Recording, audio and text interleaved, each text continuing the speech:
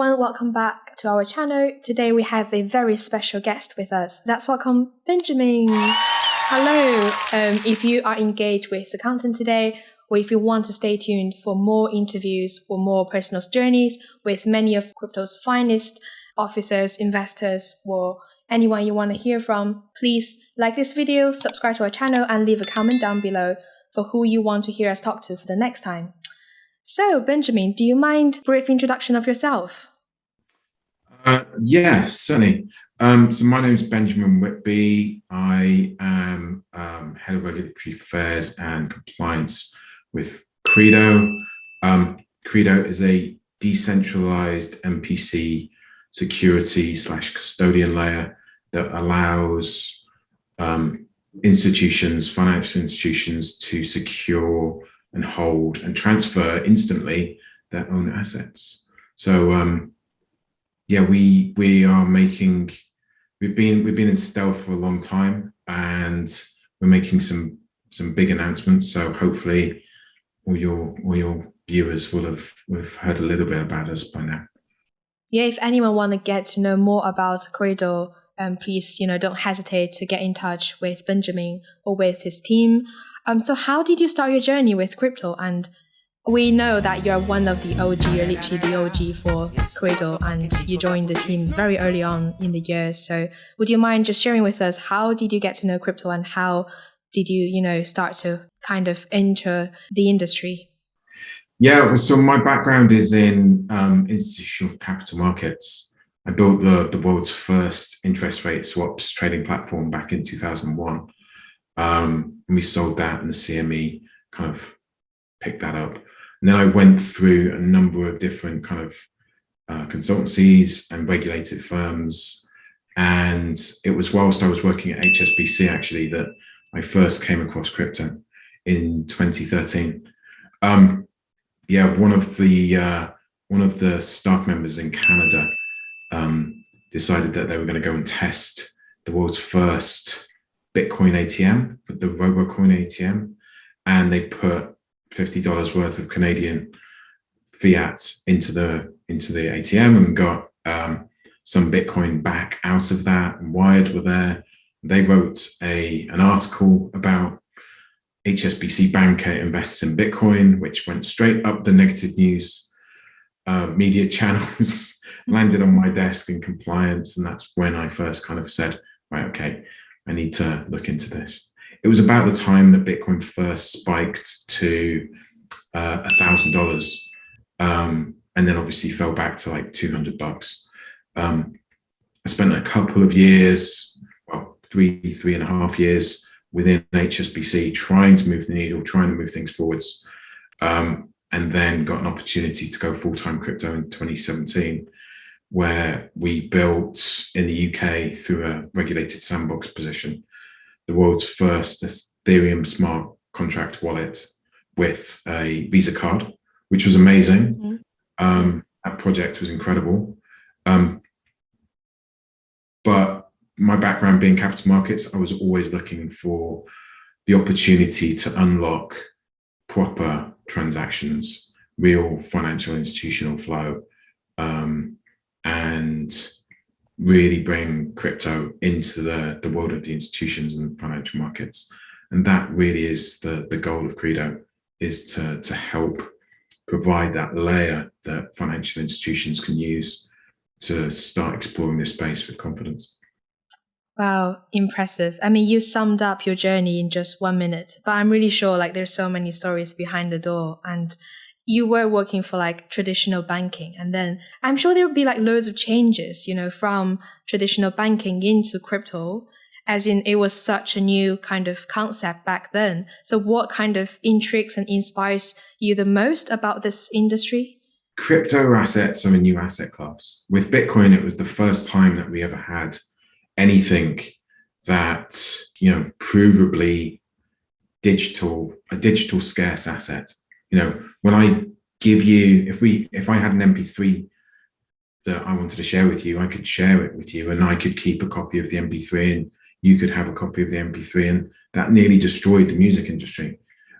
So for money and for real assets of value, that wasn't going to work. And Bitcoin demonstrated with its kind of its launch and its resilience that you could have a digitally scarce asset.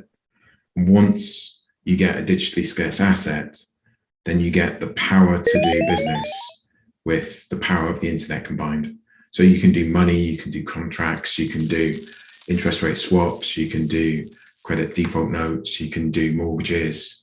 Everything can be run at the power of the internet.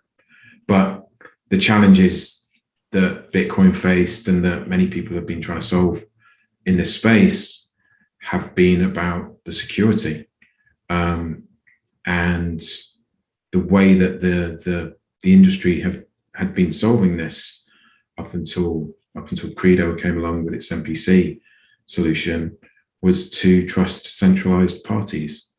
And that was either to take the private keys and lock them up in a vault and use very slow operational processes, or to actually put the private keys onto personal devices. I've had many conversations over the last 18 months with hedge funds that are still today operating by keeping the ledger between the co-founders and literally flipping a coin to see who takes the ledger home at the end of the night. And it's not going to scale for big institutions. So we needed a different approach. Interesting. So why Qredo? What's the idea behind joining Qredo? Well, Qredo is, like I said, to unblock for the financial institutions. We're getting a great deal of traction with the new crypto financial institutions. We've had amazing investors. Our investors include Deribit, Celsius, Nexo, Coinbase. We've got some of the finest venture funds like Maven 11, GS1, 1KX kind of invested in us as well. And we've partnered with people like Wintermute to help undertake all the market making type activity. But these firms, they're really innovative, leading edge firms in this space. They see the value, and that's why they've invested. But really, this is going to be a tool that any treasury management team will be able to use to manage crypto for their own entity. Any bank, hedge fund, or broker will be able to use to manage crypto within their own governance structure. We're hopeful that Qredo is going to be as common a brand name within the institutions as Ledger or Trezor is within the crypto native space today. Brilliant. I noticed that you guys kind of aim to spread this kind of ethos, this motto of not your keys, not your coins, to many institutions. So how has Qredo been managing to, bring this to the market, to the world? Back in 2008, I was working with PwC, and I was there a couple of months. I joined in the summer, and then in September 2008, Lehman went pop. And the assets that were centrally cleared resolved very quickly. Assets that were centrally cleared through the DTCC resolved very quickly. The assets that were traded in an OTC manner with ISDA contracts or various other kind of bespoke structured contracts, they needed a great deal of work to kind of ratify where those assets were, because a lot of them had been rehypothecated. Now, when you move assets onto the blockchain, you don't get the same challenges in terms of tracking the assets through rehypothecation as you do with traditional financial assets, because you've got that transparency layer within the blockchain and you can trace all the different assets. But the challenge really is that the custodians that are managing these assets are really just becoming, in the crypto space, giant systemic points of failure. So, if everybody gives their assets to the one or two different custodians that exist in the space today, if they go down, they're in real trouble. So, having the kind of not your keys, not your Bitcoin ethos within an institutional perspective is really difficult, because a private key, and this is where the whole industry has been struggling, a private key is effectively, in legal terms, deemed information. Once you know information, you can never unknow information. So in order for an institution to be able to protect its private keys, it needs to abstract the information into governance. And that's what Qredo does. It allows you to manage the private keys by actually not having any private keys, and by using MPC, and then abstracting the control and the authorization up to the governance layer of your own organization with the people that you trust.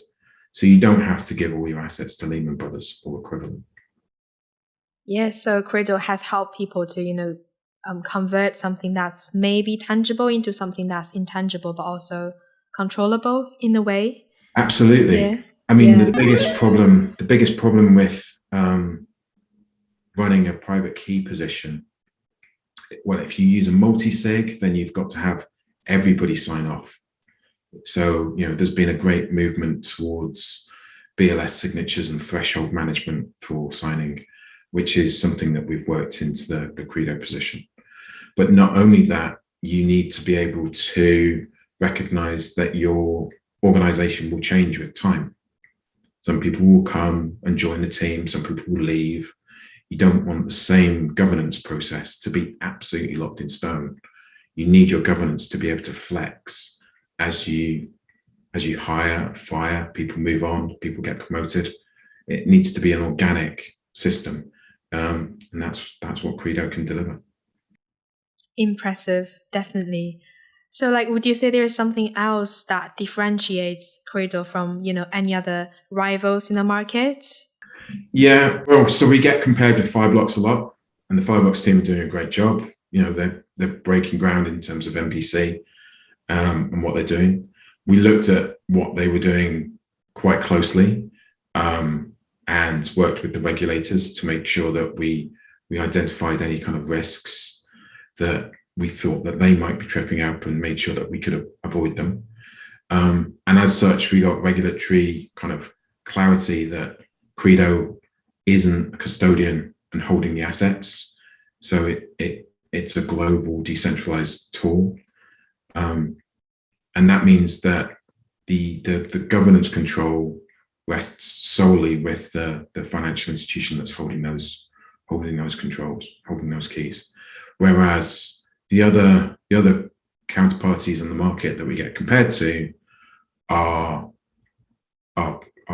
proper regulated custodians, which is amazing, and the world needs those. But those regulated custodians will need to go and get regulated in each jurisdiction that they operate in, be it London, the US, Hong Kong, Singapore.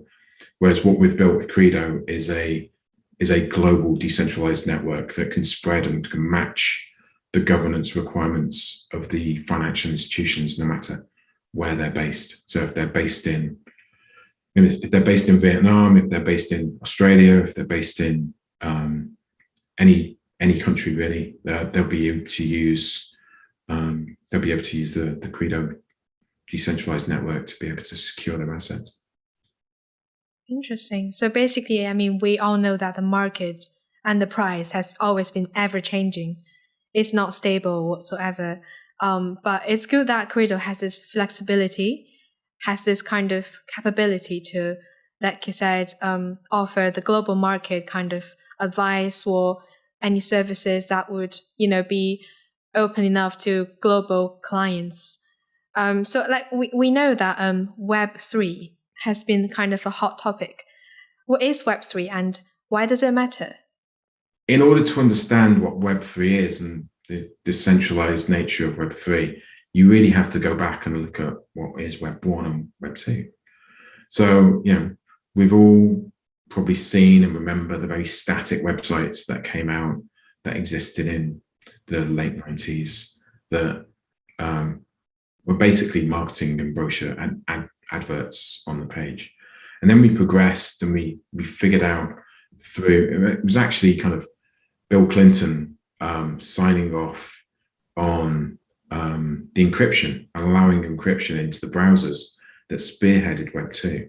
So, when Bill Clinton signed off and allowed the Netscape team to provide a browser to the world that could include and incorporate HTTPS in their activities, that meant that we could do secure transactions. So we could move credit card details around and information on the internet as Web 2 that would allow for the transactions that existed in the real world today to be moved online. And we saw that kind of proliferation of bricks and clicks coming through. But all of those things that were built with an HTTPS kind of position were built using centralized counterparties. So you had a Google or a Facebook or an Amazon or an eBay or something, some kind of entity that was hosting the websites and allowing you to conduct your activity in the way that you would want to, using your Visa card, your MasterCard, your various other different positions. So Web3 really is the next evolution of that, and that's kind of moving away from all traditional centralized parties to a position where you can really operate in a completely decentralized manner. So you can make your transactions and your interactions with decentralized assets, with a decentralized platform. And actually, we're now seeing the evolution of smart contracts that are running on the Ethereum blockchain and a few other blockchains that are coming through that mean that autonomous activity through smart contracts can be developed, where you're actually developing an interaction with a smart contract or a pool rather than a centralized entity. And that means that you can mint DAI through a Maker Vault and provide yourself a loan. You can engage in swapping assets with a pool from Uniswap or SushiSwap. And you can do so in a way that there's no centralized party to actually kind of get in the way. So you get better liquidity, you get better prices, you get more financial control over what you're actually doing. Interesting. That's actually so exciting. We talked about like the nature of the centralized system, and I mean the past of centralized system, the presence of the system, but what is the future of the centralized system? Well, so we think the future is cross-chain. At the moment, we're getting all of these amazing ecosystems being built. And we've spoken briefly about Ethereum. But the institutions have been building. They've been building platforms on R3 and Hyperledger.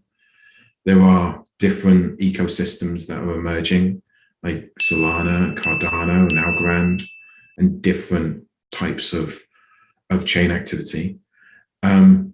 And industry is kind of gravitating towards using these platforms to operate.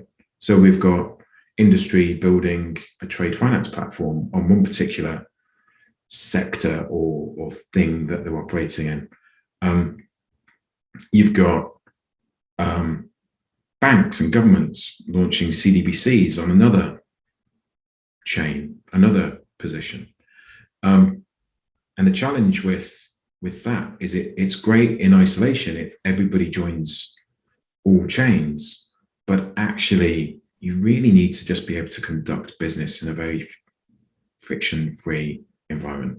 So the lower friction that you've got, the more business that you can do, and the more you can remove trust from the scenarios, which means that, our goal is to enable people to be able to swap assets across various different chains with very low friction and very low effort. So you can take out and you can swap Bitcoin for USDC on Ethereum, and you can do that instantly without any wrapping, without any bridges. And in the future, you'll be able to swap an interest rate swap and the collateral payments from a bank, and one platform will be on an R3 platform, the other platform will be on a Ethereum or Algorand platform, and you'll be able to swap those assets and transact those assets instantaneously, without actually having to worry about transacting on each chain in its own right. And we can use Qredo to create an instruction to control both chains at the same time.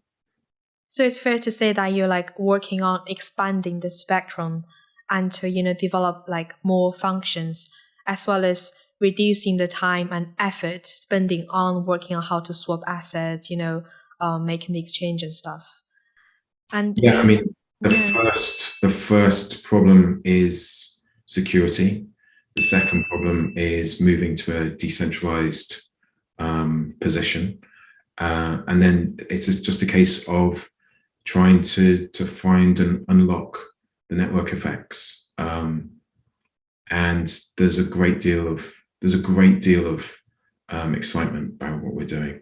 One of our main sponsors, for example, Deribit, is incredibly excited to be supporting us, because it means that they're going to be able to offer their clients the ability to settle and protect their liquidations in 1 second. Whereas today, the clients need to protect their assets by sending either Bitcoin or USDC or Ethereum. And those assets can get blocked up and congested in various different layer one type activities, and you might need to wait 2, 3, 4, 5 different block confirmations for actually that to land. So the ability to protect your liquidation position instantly is really, really kind of a big win for the supporters and people like Deribit and Celsius that have supported us. Yeah, absolutely. I mean, we mentioned about cross-chain settlements and liquidity. So would you mind expanding a bit more on that? And I mean, as well as the cross-platform liquidity and the cross-chain settlements. Cross-chain settlement, the way that we enable cross-chain settlement is by running our own Qredo chain. And the Qredo chain is built from a fork of the Tendermint protocol. It prints blocks at 1 block per second, which is obviously much, much faster than Bitcoin printing blocks at 1 block per every 10 minutes, and Ethereum 1 block every kind of 6 minutes. And the way that we document the ownership of the asset rights is by capturing the ownerships into this chain. So we can use the Qredo chain to swap the ownership rights on these assets by using the unspent transactions, the unspent UTXOs, or the unspent kind of account broadcast messages in Ethereum's case.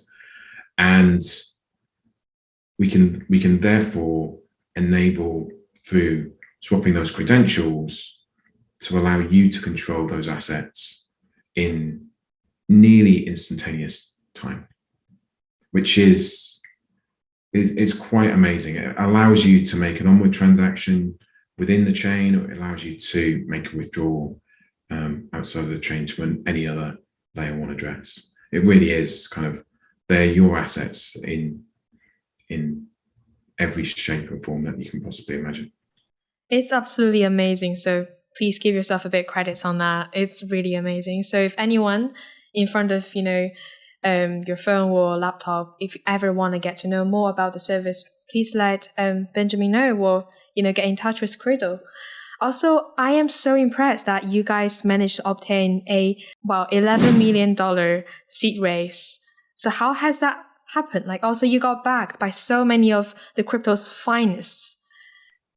We've been incredibly privileged and fortunate to be able to be backed by so many amazing firms in the space. I think primarily it's because the product is so amazing.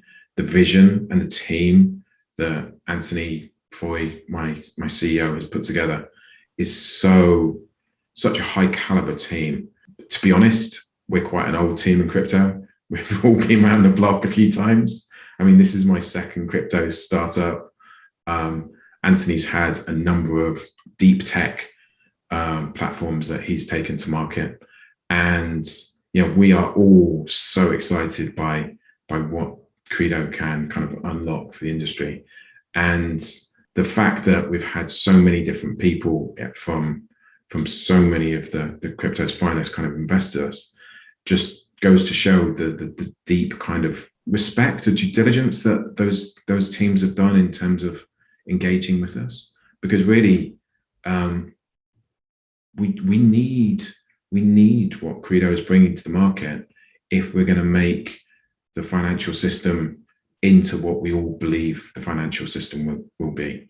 And that is that all assets in the financial space will tokenize, all assets in business will tokenize, from trade finance and contract invoicing to interest rate swaps, loans, mortgages, and including, we're going to have a lot of high value goods see NFTs start to encroach. When you go and buy your flash car or your flash handbag, you'll get an NFT with that to make sure that you can demonstrate the provenance. And that would be a really kind of groundbreaking position in terms of the level of transparency that we're going to get into financial markets and all markets going forwards. We should be able to take out a lot of problems that exist in the traditional world with things like money laundering and human trafficking and child slavery, especially. These are big problems in terms of the counterfeit market. And ironically, crypto, which is seen to be bad, is going to fix an awful lot of those problems.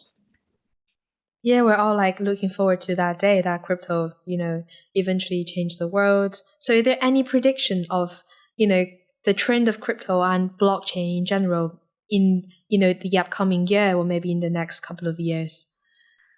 Well, so the trend, I think, will follow the trend of the .com space. I mean, we've seen a very weird scenario with the ICO boom in 2017. A lot of projects raised a lot of assets. Some of them cashed out, some of them gone pop, but out of that wide spectrum, many will succeed. And the appetite for building in this space is just continuing. So I think blockchains will get faster, they will get more secure. They will be the decentralized finance space, DeFi space, will become a much greater voice within the space for doing all sorts of different activity. And hopefully we can do an awful lot in terms of cleaning up the traditional markets, but also unblocking the markets that traditional financial institutions just haven't been able to service for one reason or another. The area under the long tail is much greater than the area that we currently see today. So the opportunity for growth in this space is tremendous. Yeah, we're only seeing the tip of the iceberg. So, Really So, there anything else you want to maybe talk to someone who is willing to, enter the industry, or any of the audiences who might be interested in, working with Qredo, or maybe some of your own insights as an insider? So I would say, depending on what you're trying to do, if you're trying to make it into the space as a developer, go to lots of meetups. There's lots of online networking, etc. That's ongoing, and the world and the industry certainly needs more developers in this space. That's a real gap in the market. If you're a financial institution that's looking to enter this space, I would say start very slowly. Start with the highly liquid assets, and do your own research in that. But don't be scared to do your own research to a level where you can find that you can trust your own organization rather than putting all of your trust into others. And I think we're seeing that through the crypto first firms, like the firms like Gumi that have invested in us, and Maven 11 and GSR and 1KX. They understand that the best people to control and take care of their assets is their team. And to find a piece of tech that allows their team to control their assets in a not your keys, not your crypto way is going to pay dividends when one of the centralized parties goes pop or there's a problem. We're still building in this space. It's still very early. There will be an awful lot of volatility in this market for sure. We're not out of the woods yet. I think we'll probably see the world's first $1 trillion hack in the next 18 months. We got close, didn't we, with the 600 and something. $1 trillion is coming, and it's going to be big news. Absolutely exciting. Thanks so much for joining us today, and thanks so much for sharing your personal journey, as well as, helping us to go through many of the new ideas and interpreting many new kind of terms and concepts.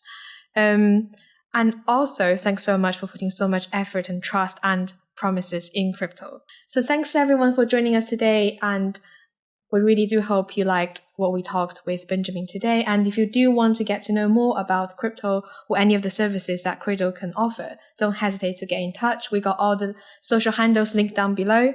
We'd be thrilled to have you subscribe and join our social channels. Come and ask lots of difficult questions.